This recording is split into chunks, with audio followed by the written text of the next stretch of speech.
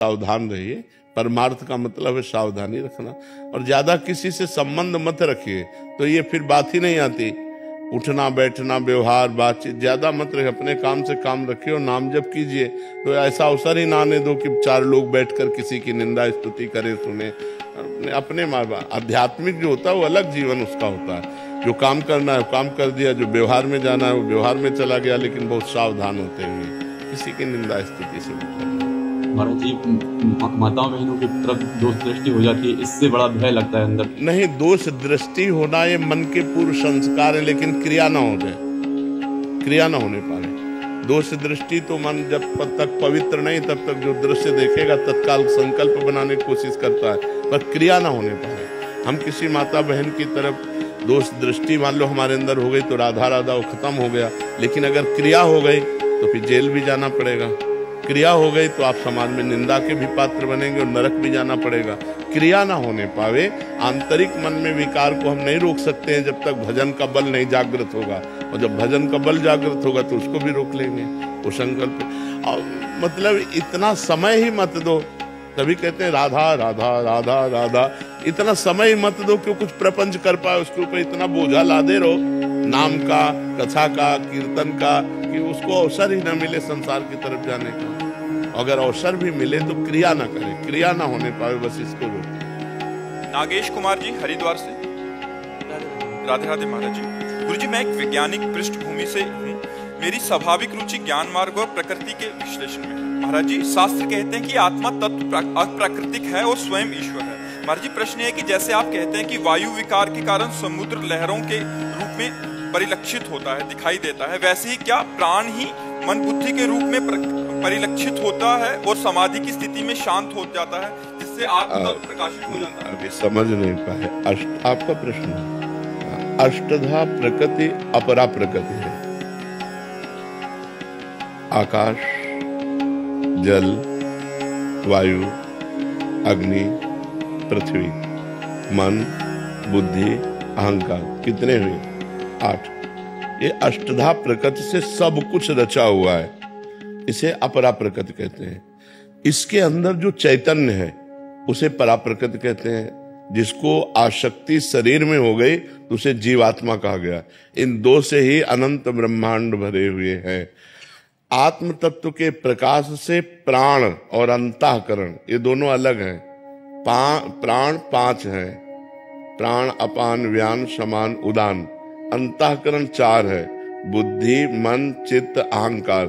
इन सबको प्रकाश आत्म तत्व से प्राप्त हो रहा है। जब आत्म तत्व अपने को भूल करके इनमें तदात्म हो गया, प्राणों में अंतःकरण में, तब उसे जीव कहा गया। और अब उसको अपनी करनी का भोग भोगने के लिए अनंत योनियों में बार बार जाना पड़ता है 84 लाख योनियां, लेकिन एक एक योनियों में बहुत बहुत विभाग है, तो जीव को भटकना पड़ता है। और जब वो ब्रह्म ज्ञान प्राप्त कर लेता है, यही ब्रह्म ज्ञान कि मैं स्थूल सूक्ष्म कारण शरीर नहीं हूँ, मैं अंतःकरण नहीं हूँ, मैं प्राण नहीं हूँ, मैं इन सबका प्रकाशक हूँ, तो जहाँ अहम ब्रह्मास्मि या शिवोहम, मैं शिव हूँ, या तत्वमसि, मैं वही परम तत्व हूँ, वो जीवन मुक्त हो जाता है। बात समझ में आ रही है? क्या जिज्ञासा है? मैं यही जानना चाह रहा था गुरुजी, जो प्राण है क्या वही अभिव्यक्त होता है बुद्धि और मन के रूप में? प्राण एक प्राकृतिक वस्तु है, वो चिदानंद नहीं है, लेकिन उसमें जो चेतना है वो चिदानंद के फोर्सेस। जैसे ऐसे पर्दा किया और यहाँ एक बड़ा सा चुंबक रख लिया, तो इधर लोहे की सामग्री डाल दी गई, जिधर लोहे का आकर्षण खींचकर चुंबक तत्व से हिलन डुलन होने लगा। लोहे में कुछ नहीं है, वो चुंबकीय तत्व से हिलन डुलन उसमें हो रही। ऐसे प्रकृति में कुछ नहीं है, चेतना से उसमें प्रकाश होने पर हिलन डुलन हो रही। तो प्रकृति का प्राण है, प्रकृति का मन है, प्रकृति का बुद्धि है, प्रकृति का चित्त है, प्रकृति का अहम है। लेकिन परमात्म तत्व जिसे आत्मा कहते हैं, उसके प्रकाश से सब चेतन हो रहा है। और जहाँ जीव सूक्ष्म शरीर को लेकर के बढ़ता है उसे जन्म होता है। जो सूक्ष्म शरीर का प्रकृति का त्याग कर देता है वो अपने स्वरूप में लीन हो जाता है। प्रकृति को स्वीकार करना ही तरंग नाम रखना है। ऐसे जीव नाम रखना प्रकृति से संबंधित होने के कारण। प्रकृति के संबंध का जो कभी हुआ ही नहीं, जड़ चेतन ही ग्रंथि पड़ गई, यद्यपि मृषा छूटति कठिनाई। जड़ चेतन में कभी ग्रंथि पड़ ही नहीं सकती, पर भ्रम से स्वीकार कर लिया गया, मैं स्त्री हूं, मैं पुरुष हूं, ये प्रकृति को स्वीकार किया गया है। तो प्राण कोई चैतन्य घन नहीं है। प्राण में चैतन्यता जहां से आती है वो आत्म तत्व है। प्राण एक जड़ वस्तु है, उसमें चैतन्यता आत्म तत्व से आती है। आत्म तत्व से ही प्रकाशित होकर पूरा अंतःकरण काम करता है। ये सब भागवती के अंदर से, जैसे पर्दे में सब कुछ दिखाई दे रहा है लेकिन बालकनी के नीचे से फोकस आ रहा है, तो आत्म तत्व के फोकस से ही प्रकाशित हो रहे हैं। प्राण जड़ चैतन्य का ये जो भेद स्वरूप अपना अहम है, ये भी उसी से प्रकाशित हो रहा है। सब कुछ उसी से प्रकाशित हो रहा है। सबकर परम प्रकाशक जोई। आप समझ पा रहे? प्राण में स्वयं की सत्ता नहीं। तो महाराज जी, जैसे प्रकृति अष्टाध्यायी प्रकृति हो गई जी, तो जैसे कोई जैसे समुद्र है, तो समुद्र के अंदर तरंग आया जी, और फिर वो समुद्र में ही विलय हो गया जी। तो समुद्र एक माध्यम, समुद्र आधार है, आधार हो गया, माध्यम नहीं है, आधार है। तो ऐसे ही क्या जो स्फुरणाएं होती हैं जी, उनका आधार अंतःकरण, न कि आत्मा। प्राण तो केवल संचलित करने का काम कर रहे हैं। प्राण इस जीवन को संचलित करते हैं, बुद्धि इसका निश्चय करती है। जैसे एक मच्छर ने हमारे कहीं भी काटा तो पहले हमारे अंदर स्फुरणा हुई बुद्धि में, मच्छर काट रहा है। मन में संकल्प हुआ कहाँ काट रहा है, तो बुद्धि निश्चय करके बताया कि पीठ में काट रहा है। तो मन ने तुरंत संकल्प किया और हाथ में क्रिया आ गई और हाथ वहां पहुंच गया, काम कर दिया। आत्म तत्व इसमें कहीं नहीं, ये चेतना का प्रकाश है। बुद्धि में चेतना का प्रकाश है और ये सब जड़ यंत्र है। जैसे आप बिल्कुल समझ लीजिए, पूरी फैक्ट्री चल रही है, लेकिन किससे चल रही है? ऐसे ही आत्म तत्व से सब क्रियाएं हो रही, सब क्रियाएं नाना प्रकार, और इतनी विचित्र क्रियाएं हो रही है कि अगर विवेक ना हो तो आपको समझ में नहीं आएगा। जैसे एक बिजली है ठंडा कर रही है, एक बिजली है प्रकाश दे रही, एक बिजली है हीटर में गर्मी दे रही। वही बिजली ऐसा कैसे हो सकता है कि गर्म? वही बिजली ऐसा कैसे हो सकता है ठंडा? वही बिजली ऐसा कैसे प्रकाश? वही बिजली ऐसा कैसे बहुत बलशाली मशीनों को चला रही? तो बिजली का ये स्वरूप नहीं है, ये करणों का स्वरूप है। बिजली जिस करण में गई वैसे ही स्वरूप हो गया, ऐसे आत्म स्वरूप। अब ये करण है, कोई बहुत दुष्ट स्वभाव का अंतःकरण वाला है तो वही आत्मस्वरूप का बल उसे दुष्टता प्रदान करेगा। कोई साधु स्वभाव वाले का है, वही आत्मस्वरूप उसे साधुता प्रदान करेगा। मगर इनमें कोई बल नहीं। वो ऐसे हुआ कि सब सिस्टम ठप। जैसे बिजली गई तो सब सिस्टम ठप। तो वो बिजली है आत्मा। यद्यपि बिजली प्राकृतिक है और वो चिदानंद में है, कैसे बिजली एक देशी है और वो सर्वदेशी है। तो समझ पा रहे हैं आप? जी। खुशी खनेजा जी दिल्ली से। श्री हरिवंश महाराज जी आपके चरणों में कोटि कोटि प्रणाम। आपके श्रीमुख से सुना है कि केवल भगवत कार्य या चिंतन ही सत्य है, अन्य सभी कार्य सुख का पर्दा किए हुए दुख हैं। महाराज जी मेरा प्रश्न है कि यदि कोई कार्य हमारे अनुकूल होता है और उसमें हमें सुख की अनुभूति होती है, तो हम कैसे पहचाने कि वह कार्य वास्तव में सत्य है या केवल अस्थायी सुख का आभास देकर अंततः भगवान के सिवा और जहां कहीं भी सुख की अनुभूति हो माया जनित है। हर्षित होना माया का है और प्रसन्न होना भगवान का है। हर्ष का द्वंद्व है शोक। जैसे कोई हमारे अनुकूल कार्य हो गया तो हर्षित हो गए, और कोई भगवान के अनुकूल कार्य हो गया तो हमें एक प्रसन्नता होती है कि गुरु ने कहा था 11 माला जपना है, भगवान की कृपा से 11 माला पूर्ण। इसमें हर्ष नहीं होगा, इसमें आनंद होगा। और कोई समस्या हमारे जीवन में है और वो जब अनुकूल हो जाएगी तो हमें हर्ष होगा, नहीं होना चाहिए। नहीं तो प्रतिकूलता जब आएगी तब आप शोकित हो जाएंगे। तो समस्याओं में, संसार में, अपनी चाहिए हुई वस्तु में, जैसे हमारे मन में आया कि आज हमको ये भोगने को मिले, खाने को मिला तो आप हर्षित हो गए, तो आपको शोकित होना पड़ेगा, वो भागवतिक नहीं है।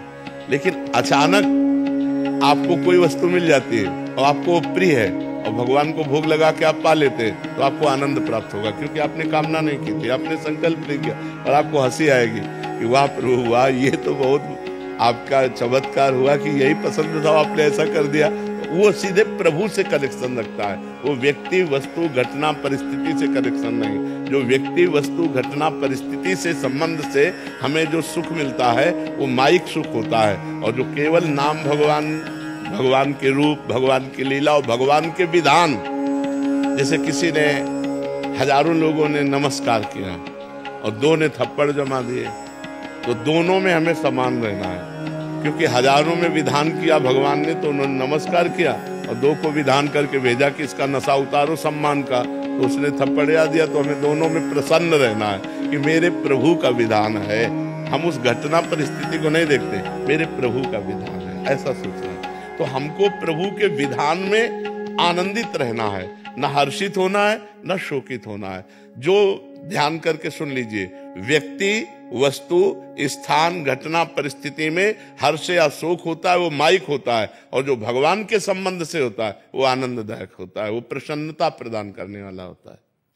आकाश पंचवानी जी, मध्य प्रदेश। राधे राधे।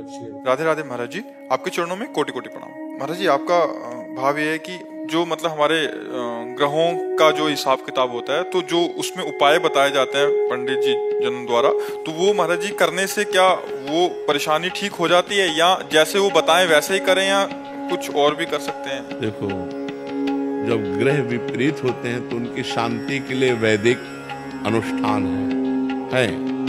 वैदिक अनुष्ठानों का अगर हम सांगोपांग ब्राह्मण के द्वारा अनुष्ठान कराएं तो ग्रह नक्षत्र जो हमारे विपरीत होते हैं वो उतना उपद्रव नहीं कर पाते, ये वैदिक सिद्धांत है। लेकिन यदि भगवान की आराधना की जाए तो कुछ नहीं बिगाड़ सकते। जो पे कृष्ण चरण मन अर्पित तो का करी है नवग्रह रंग। ऐसे ही जानकी नाथ सहाय करें तब कौन बिगाड़ सके नर तेरो। शुक्र शनिचर राहु केतु सब क्षण में हुई हैं तेरे चेरो। जानकी नाथ सहाय करे तो कौन सीम की चाप सके को तासु। बड़ रखवार रमापति जासु। यदि भगवान तुम्हारे अनुकूल हैं और शनिचर 7.5 है तो कुछ नहीं बिगड़ने वाला, मंगल ही मंगल होगा। अगर भगवान का भजन नहीं करते, मनमानी गंदे आचरण करते हो, तो थोड़ा अनुष्ठान कराने से थोड़ा तो शांत होगा, लेकिन वो फिर वो अपनी कला में तुम्हें फंसाकर नष्ट करेगा। इसलिए हमें लगता है कि जो वैदिक अनुष्ठान करवा सके तो करवा ले। भगवान का नाम लेकर के, भगवान का आश्रय लेकर हर ग्रहों को शांत किया जा सकता है। खूब नाम जप करो, हर ग्रह शांत हो जाएंगे, अपने आप शांत हो जाएंगे। कह रहे कि बड़ो चिंतन, जैसे कुछ भी परेशानी आती है तो ऐसा लगा 7.5 आ गया। नहीं ऐसा कर। अच्छा ये बताओ, जिसके ग्रह नक्षत्र विपरीत नहीं होते उसको समस्या नहीं मिलती क्या? जो हमने पाप कर्म किए वो हमें भोगने पड़ेंगे कि नहीं भोगने पड़ेंगे? तो शरीर की रचना 2 कर्मों से हुई, पाप और पुण्य दोनों के मिश्रित से हुई, तो कभी सुख आएगा कभी दुख आएगा। हाँ, ग्रह नक्षत्र विपरीत होते हैं तो हमको परेशानी ज्यादा पड़ती है, हमें समस्याएं ज्यादा आती हैं। तो हम ग्रह नक्षत्रों की शांति का उपाय बिल्कुल सरल उपाय है, राधा राधा राधा राधा। जो पे गोविंद चरण मन अर्पित तो करिए का नवग्रह रंग। और हर नवग्रह अनुकूल है आपके, और आप भगवान के प्रतिकूल हो तो तुम्हारा विनाश ही विनाश होगा, तुम्हें कभी लाभ प्राप्त थोड़ी हो सकता है। मान लो बड़ा अधिकारी हमसे नाराज हो जाए, होमगार्ड हमसे हाथ मिलावे तो फायदा क्या होगा? आप विचार करके तो हमारा क्या लाभ मिलने वाला है?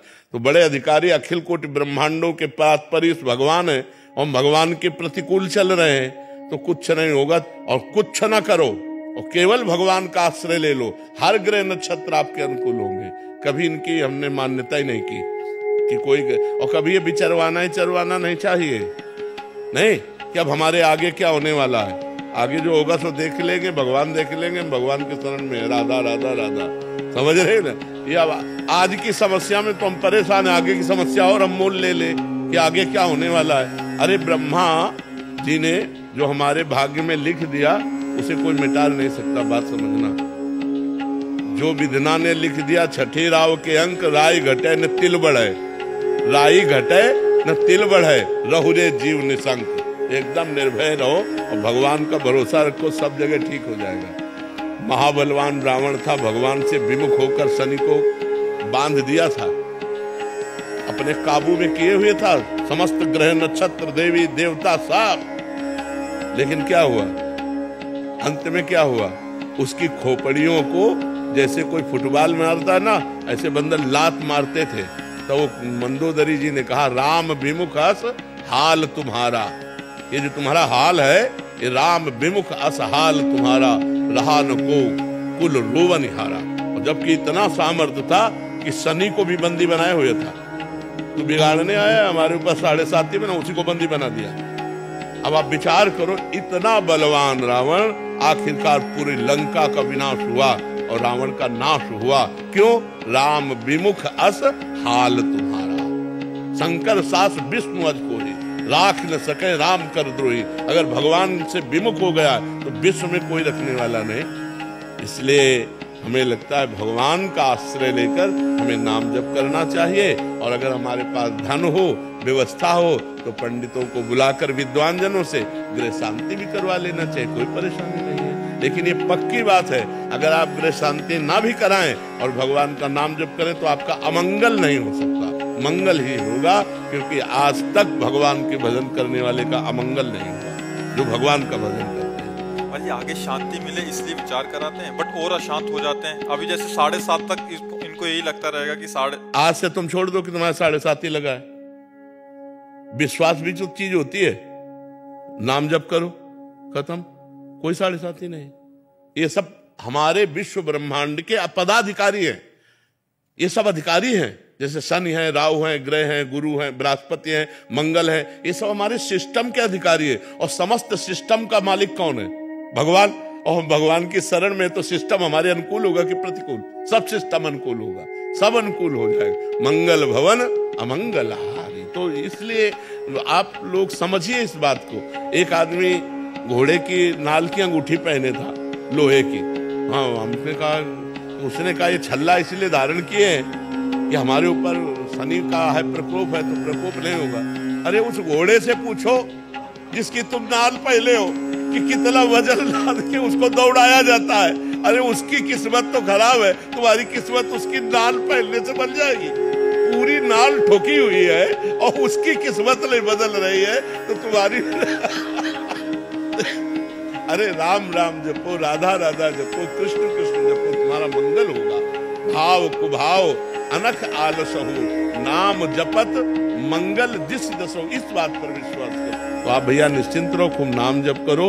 और होई है सोई जो राम रचि राखा, वो कर तर्क बढ़ावे। ये कुछ नहीं बिगाड़ सकते। श्रीकांत जी काशी से। राधे राधे महाराज जी। महाराज जी, मन अशांत क्यों रहता है? भगवान का चिंतन नहीं हो रहा है। मन सच्चिदानंद भगवान का अंश है। इंद्रियाणाम मनश्चास्मि, इंद्रियों में मैं मन हूँ। अगर मन को हम भगवान के चिंतन में नहीं लगाएंगे तो असंतुष्ट रहेगा, चाहे जितना सुख दे लो। तब लग कुशल न जीव को, सपने हूँ मन विश्राम, जब लग भजत न राम को, शोक धाम तज काम। मन को विश्राम शांति तभी मिलेगी जब हम खूब नाम जप करेंगे। तो नाम जप करो आप, फिर देखो आपके मन को आनंद आता है कि नहीं आता। हर कष्ट में आनंद आएगा, हर परिस्थिति में आनंद आएगा। जैसे हम आपसे हंस करके बात कर रहे हैं आपसे सर, लेकिन हमारी शरीर की परिस्थिति बहुत डाउन है। दोनों किडनी फेल हैं, डायलिसिस होता है, परेशानियां हैं, लेकिन हम कोई परेशान नहीं। परेशान हो तो आपसे परेशान की तरह बात कर ले, हम तो आनंद से बोल रहे हैं। तो मन प्रसन्न है हमारा, शरीर हमारा रोग ग्रसित है, लेकिन राधा जी भगवान है ना। हाँ बस भगवान, हाँ भगवान की कृपा का आश्रय लो और नाम जप करो, देखो मन शांत हो जाएगा। खूब राधा राधा राधा राधा और आनंदित। अनुष्का जी विदिशा से। श्री हरिवंश महाराज जी। महाराज जी, व्यवहार में सभी जन अलग अलग हैं, मन भ्रमित होता है, सब में भगवान के दर्शन कैसे करें महाराज जी? अब फिर हमको वही बार बार उदाहरण देना पड़ता है। व्यवहार से हम भगवान का लोप नहीं कर सकते। जैसे एक ही बिजली है, हमारा जीवन है। बिजली पानी उत्पन्न करती है, प्रकाश देती है, एसी चलाती है। बिजली देखो कितना हमें काम करती है, और बिजली मार देती है, छू जाए तो मार देती है ना।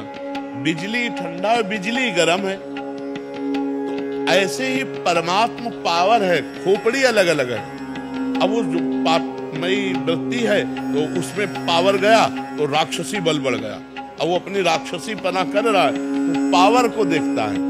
जो पावर को देखता है वो हीटर में भी एक पावर है, हाइलोजन में भी वही पावर है, एसी में भी वही पावर है, फ्रिज में भी वही पावर है। पावर एक है, लेकिन करण अलग अलग होने के कारण उसकी क्रिया अलग अलग है। ऐसे ही बुद्धि का प्रकाश अलग अलग है। कोई दुष्ट बुद्धि वाला है, कोई साधु बुद्धि वाला है, कोई मध्यम बुद्धि वाला है, कोई प्रवीण बुद्धि वाला है, लेकिन पावर सब में परमात्मा एक ही है। परमात्मा रूपी पावर एक ही है। जैसे बिजली का पावर एक ही है, लेकिन क्रियाएं अलग अलग हो रही हैं क्योंकि करण अलग अलग है। ऐसे खोपड़ी अलग अलग है, इसलिए परमात्मा पावर जाकर वैसे स्फुरित होता है। एक है बहुत अच्छा बोलता है, मृदु बोलता है, एक है जब बोले तो हृदय दुखी हो जाए, एक है जो आचरण करे सब गंदा करे, एक है बहुत अच्छा आचरण कर रहा है, लेकिन दोनों में पावर एक ही है। अच्छा आचरण करने वाले और बुरे आचरण करने वाले में पावर एक ही है, वही पावर परमात्मा है। हमें परमात्मा को देखना है, हमें पावर को देखना है। अगर हम क्रियाओं को देखेंगे तो परमात्मा को नहीं देख पाएंगे, और परमात्मा को देखेंगे तो क्रियाओं का महत्व नहीं रहेगा। कि सब में बिजली एक ही है। अगर बिजली चली गई तो हीटर भी ठप, कूलर भी ठप, सब ठप, नहीं ठप हो गए। हाँ, इसीलिए पावर परमात्मा है, जीवन आधार परमात्मा है, सबका जीवन आधार। वो पापी पुरुष के अंदर भी विराजमान है, क्योंकि अगर वो पावर ना हो तो पाप कर ही नहीं सकता। पावर तो परमात्मा ही। अब परमात्मा रूपी पावर का प्रयोग क्या हो रहा है ये देखना है। अब जैसी बुद्धि होती वैसे उस पावर का प्रयोग होता है। तो इसलिए हम भगवान को सब में देखें, क्रियाओं को ना देखें, नहीं तो हम भगवान को नहीं देख पाएंगे। गौरव पांडे राधा वल्लभ श्री हरिवंश श्री हरिवंश महाराज जी, महाराज जी आपसे सत्संग में सुना कि हमको सिर्फ नाम जप करना है और इसके सिवा हम कुछ कर भी नहीं सकते। अगर कुछ कर सकते हैं तो सिर्फ अपना बुरा कर सकते हैं। अगर छूट हो जाए तो हम कहाँ गिरे, हमारा चिंतन कहाँ, हमारे हृदय की मांग क्या है, हमारी दृष्टि कहाँ, अगर हम रुके हैं तो कृपा की बाढ़ हमें रोक रखिए। महाराज जी आपकी कृपा से सब अच्छा चल रहा है, पर कभी कभी मन जो पुराने व्यसन छूट चुके हैं, संसारिक प्रतिकूलता आने पर बहुत जोर से उधर ले जाता है मन, जिससे परेशान हो जाता हूँ। और इस मन इसी से तो बचना है। नवीन कुसंग से और पूर्व संस्कार से हमारा युद्ध होता रहता है। जैसे नवीन कोई हमने दृश्य देखा, कोई बात सुनी, कोई भोग सानिध्य हुआ तो भोगने की इच्छा हुई। नवीन कामना, भोगे हुए भोगों की तृष्णा, यही इससे तो युद्ध होना है कि वो भोगा था, अच्छा लगा था, ये मन चिंतन करवा करके उधर ले जाना चाहता है। उसी समय ना, अब नहीं, अब लो नशाने। यद्यपि बहुत बुरा लगेगा, मन को बहुत बुरा लगेगा, वो आपको जलाएगा, और उस जलन को सह जाना ही अध्यात्म है। यम ही न व्यथ्यन्ते ते पुरुषम पुरुषर्षम। जो मन के द्वारा दी हुई व्यथा से परास्त नहीं होता, व्यथित नहीं होता का मतलब परास्त नहीं होता। जैसे हम आपसे मिलना चाहते हैं और कोई हमें सुख मिला है आपसे, अब मन विवश करेगा आपके पास चलना, नहीं, अगर गलत है नहीं, मुझे जाना नहीं, अब वो जलाएगा, ना भजन में लगेगा, ना कहीं नहीं लगे, बस वो बार बार वही प्रश्न करेगा, वहीं चलो, वहीं चलो, वो बार बार वही भोग मांगेगा, हमको बार बार करना ही। तो चाहे मार डाल, में नहीं, कुछ भी, राधा राधा राधा, वो थोड़ी देर जलन देगा, शांत होगा। फिर दोबारा जब उठेगा तो पहली बार 15 मिनट जलन दी थी, अब की बार 10 मिनट जलन देगा, फिर 5 मिनट, फिर 2 मिनट, फिर सदा सदा के लिए राधे राधे हो जाएगा। पर इतनी क्षमता रखनी पड़ेगी कि उसके इस वार को सहना पड़ेगा।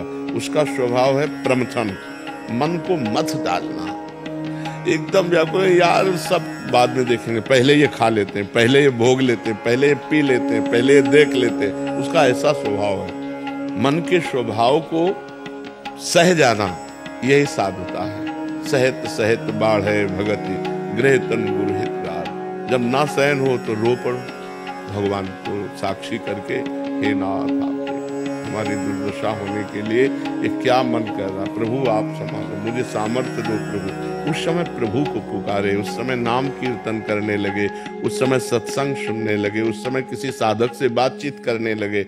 एकांत में तो फिर टिक पाना बड़ा मुश्किल है। जब हमारा मन किसी विषय पर अरज गया हो और हम एकांत में तुम्हारा बार बार तुम्हें परास्त करेगा, उस समय हमको खोजना है कि किस विषय से शांत होगा। कोई शास्त्र स्वाध्याय, कोई सत्संग सुनना, किसी साधक के पास बैठ जाना, कुछ नहीं है तो जोर जोर से भगवान को पुकारना, राधा राधा किशोरी जो, हे लाल जो, हे प्रभु मुझे बचाओ, मेरा मन ऐसे। क्योंकि इसको सहना बहुत कठिन है। बातें बना लेना, उपदेश दे लेना, उपदेश सुन लेना सब सरल है, लेकिन जब ये हठीला मन किसी विषय पर हट कर लेता है कि मुझे ये चाहिए, मुझे ये भोगना है, फिर बड़ा मुश्किल हो, फिर तो मतलब घबराहट पैदा कर देगा, भारी जलन पैदा कर देगा, व्यथा पैदा कर देगा, कहीं लगेगा नहीं तो आपको भी बुद्धि सलाह देगी, अरे कल आज के बाद कभी नहीं करेंगे, पर आज कर शांत तो हो जाएगा मन, बस मर गए, अब फंसा गए। फिर शांति जब होगी ना तो कहेगा कि नहीं करूंगा, और पुनः जब संकल्प भरेगा तो तुम लड़ नहीं पाओगे, तुरंत वही करना पड़ेगा। फिर 2-4 बार हारने के बाद मन क्या कहेगा, अब तुम जीत सकते ही नहीं, लगे रहो इसमें। फिर वो जीव यार साल भर तो हमने छोड़ा था, फिर यार हम नहीं छोड़ पाए। फिर पहला जो विषय छोड़ा है उसको चांस मत दो, अगर चांस दिया तो फिर तुम्हें चांस नहीं देगा वो जीतने का, ये पक्का समझ लो। पूरा जीवन का जीवन निकाल देगा और आपकी हिम्मत नहीं पड़ेगी कि उससे आप लड़ सको। और एक बार लड़ना सीख गए, एक बार परास्त कर दिया तो आपके अंदर आनंद उठेगा कि यार वो बात से हम बच गए, वो बात से हम बच गए। तो आप हर बात जो बुरी है उसको आप परास्त कर देंगे। ये अध्यात्म की बात है, थोड़ा इसमें सहन करना सीखना पड़ेगा। तितिक्षु भगवान आज्ञा करते हैं, मात्रा स्पर्शास्तु कौन्ते शीतोष्ण सुख दुखदा। ये जो है आगमा पाइनो अनित्यास्तास तितिक्षस्व भारत, ये आगमा पाइना आने जाने वाले हैं, इनको तास तितिक्षस्व भारत, इनको सह मात्रा स्पर्शास्तु कौन्ते शीतोष्ण सुख दुख। ये जो गर्मी सर्दी अनुकूलता प्रतिकूलता लाभ हानि, ये नाना प्रकार की ये आने जाने वाली है। काम क्रोध लोभ ये वृत्तियां आने जाने वाली, टिकने वाली नहीं। इसलिए है अर्जुन तुम इनको सहन करो, ये भोगने से नहीं शांत होंगे। और हमारी इंद्रियां चंचल है और मन इंद्रियों के अधीन है और बुद्धि मन के अधीन है, तो वो भी सलाह देती भोग लो। और अगर बुद्धि भगवान में लगी हुई है तो वो कहेगी नहीं गलत है, हम नहीं करने देंगे। तो अगर बुद्धि ना कर दे तो मन कुछ नहीं कर सकता फिर। लेकिन मन इतना बलवान है कि वो बुद्धि को अपने अधीन करा के दस्तखत करवा लेता है और इंद्रियों के साथ भी मनमानी विचरण करता है। इसलिए खूब नाम जप करो, सत्संग सुनो और सहन करना सीखो। जो सहन कर गया वही आगे बढ़ गया, जो टूट गया वो बिखर गया है संसार में। अभी 6-7 दिन पहले ऐसे ही हुआ था कि मतलब जो व्यसन छूट चुके हैं पूरी तरीके से, तो कुछ ऐसी चीज़ें हुई, किसी से बातचीत कहा सुनी हो गई, तो मन बार बार उसी चीज़